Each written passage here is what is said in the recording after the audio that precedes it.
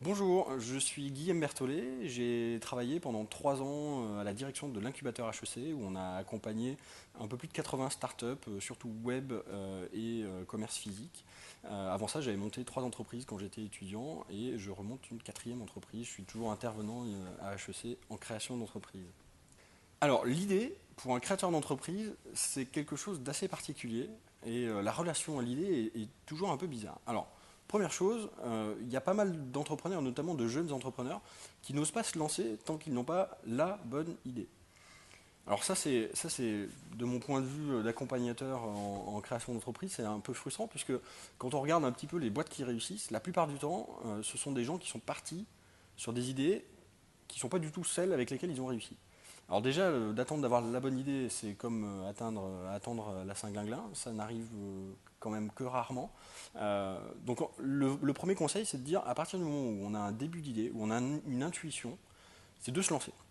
C'est de partir, c'est de se dire, ok, je vais creuser cette idée. Alors maintenant, c'est là où on rentre dans la phase d'évaluation de l'idée. Et là, il y a plusieurs questions à se poser. Déjà, le premier réflexe qu'il faut combattre, c'est de dire, j'ai une idée, il ne faut surtout pas que j'en parle. Parce que forcément, on va me la piquer. Alors, oui, certes, c'est possible. Ça arrive quand même rarement. De toute manière, quand on a une idée, on est rarement le seul à l'avoir tout seul, de toute façon. Historiquement, ça a été prouvé maintes et maintes fois depuis l'invention de l'électricité, la voiture, et toutes les grandes inventions, et d'ailleurs les petites, finalement sont le phénomène de l'époque, de l'ère du temps, de choses qui sont là. Et quand on a une idée, on peut à peu près être sûr qu'il y en a 50 autres qui ont la même idée. Le plus bel exemple, c'est Facebook. Avant ça, il y avait des copains d'avant, des Friendster, ils étaient 70 réseaux sociaux. Et puis il y en a un qui est arrivé, qui n'était pas le premier, qui n'était d'ailleurs pas le meilleur au début, et qui finalement a réussi. Et puis il y en a d'autres maintenant qui continuent à exister à côté. Donc quand on a une idée, le but du jeu, c'est d'en parler autour de soi. Justement, c'est de faire le contraire de ce qu'on voudrait faire naturellement. C'est d'en parler pour avoir du feedback. Et le feedback, c'est toutes les critiques constructives. Hein, c'est pas juste je t'attends avec un flingue au bout du couloir pour démonter ton idée. C'est de dire ok, ton idée pour l'instant est peut-être bonne, peut-être pas. Mais en tout cas, il faut se poser certaines questions pour en faire une idée business et une idée business pérenne. Ça, c'est les 3 étapes, en gros, les 4 étapes d'une idée, c'est l'intuition, l'idée business, donc là où on commence à mettre des éléments économiques, et puis l'idée business pérenne, où on se rend compte qu'effectivement, il y a un business model, il y a des clients. Donc ça, c'est pour, voilà, pour cette partie cycle de vie de l'idée. Maintenant, à la question comment valider son idée, je pense que quand on est un jeune entrepreneur, on n'a pas beaucoup de moyens, on n'a pas beaucoup d'expérience, et finalement, la seule chose qui va pouvoir valider une idée, c'est est-ce qu'on trouve des gens qui sont capables de payer pour le service qu'on va proposer ou le produit qu'on va proposer. C'est ce qu'on appelle, il y a un terme anglais qui marche là-dessus, qui est le customer development. C'est de dire, je ne vais pas développer un produit, par opposition donc au product development, qui souvent est la manière dont les entreprises se développent, on va faire du customer development. Ça veut dire quoi? Ça veut dire qu'on va aller parler à des clients potentiels. En fait, on va prendre une feuille de papier, on va noter les hypothèses qu'on a, c'est-à-dire à quel besoin je pense répondre, quel problème je résous, comment je pourrais gagner de l'argent et qui seraient mes clients types.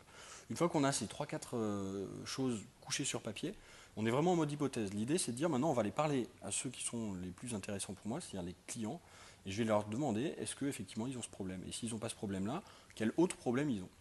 Et c'est ça qui est intéressant de dire, dès que j'ai l'idée, je vais commencer à aller voir des clients, c'est que très vite, on va avoir des retours qui vont valider ou invalider l'idée, mais en tout cas très vite, on va mettre le doigt sur des problèmes qu'ont des gens. Et plus on va creuser ça, plus on va être capable de proposer un produit ou une solution service face à ça. Mais ça sera vraiment des solutions qui ont été apportées par les clients. Il y a une phrase que moi j'aime beaucoup, je ne sais pas qui l'a dite, mais je la reprends ici, c'est de dire en fait l'entrepreneur il n'a pas d'idées, c'est le marché qui a les idées. L'entrepreneur lui il a les bras et les jambes et puis il cravache pour essayer de comprendre quelles sont les idées du marché et donc quels sont les besoins. Donc vraiment je pense que pour valider son idée, faites le moins possible sur le produit. Donc partez pas à développer un site, à produire quelque chose, à attendre d'avoir tout sous la main. Allez juste parler avec ceux qui seraient vos clients. Et puis éventuellement faites des tests. Faites des tests très vite. Il y a ce qu'on appelle le mode concierge. C'est-à-dire, plutôt que de lancer mon service, je vais essayer de trouver une personne à qui le vendre et je vais rien faire si ce n'est lui répondre un peu à la main. Donc voilà, je vais mettre un numéro de téléphone sur un site web, je vais essayer de trouver qui pourrait être mon premier client et je vais faire ce que je vais faire sans l'industrialiser, sans rendre rien automatique en le faisant à la main, vraiment. Et si vous arrivez à aller au bout de ça, vous allez apprendre tellement de choses que vous allez pouvoir mettre ensuite au point votre produit et vous aurez déjà un client. Alors, tester son idée, ça peut effectivement demander un petit peu d'argent. Alors, un petit peu d'argent pour un jeune entrepreneur, ça peut être vraiment un petit peu d'argent. Mais on peut aujourd'hui, en achetant 150 euros de mots-clés sur Internet, en mettant un WordPress gratuit comme site, et en mettant juste un numéro de téléphone ou un petit formulaire, de déjà voir est-ce que l'idée, quand on en parle en deux trois points, est-ce qu'on arrive à avoir des gens qui s'inscrivent à une newsletter, qui demandent à être avertis du lancement du service, à récupérer un numéro de téléphone. On prend son téléphone, on appelle la personne, on lui dit voilà, en fait, l'offre n'est pas encore sortie. Par contre, on est en train de la mettre au point. Est-ce que vous seriez intéressé? Qu'est-ce qui vous intéresserait plus? Et c'est là où on va apprendre beaucoup. Alors, pour conclure, il n'y a pas de mauvaise idée. En tout cas, au départ, il n'y a que des intuitions, des idées qui potentiellement peuvent devenir belles. Et preuve à la pluie, des gens qui sont partis sur des idées complètement foireuses et qui ont réussi à naviguer jusqu'à arriver à trouver la bonne idée qui les a fait réussir. Donc souvent, la réussite d'une entreprise ne vient pas de l'idée, elle vient plutôt de l'exécution autour de cette idée. Tout de suite, d'aller parler de son idée, commencer à avoir des feedbacks de clients. Parler au client, au client, au client, au client. Toujours parler à son client, parce que c'est lui qui a l'argent, in fine, c'est lui qui va payer pour ça. Donc si on n'arrive pas à trouver de client, c'est que l'idée, on peut dire qu'elle n'est pas très bonne, en tout cas, ou alors qu'on ne la présente pas bien, ou alors qu'il faut en changer un petit peu. Alors, évidemment, à un moment donné, il faut arriver à débrancher la prise, parce qu'on s'acharne dans une voie qui ne va pas marcher.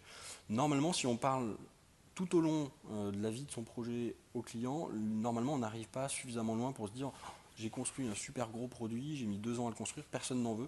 Normalement, on évite un petit peu ça, donc logiquement, l'idée, c'est de ne pas attendre de prendre le gros mur de pleine face, c'est de s'écorcher un petit peu à gauche, à droite, mais d'arriver à trouver dans quelle direction est-ce qu'il faut aller.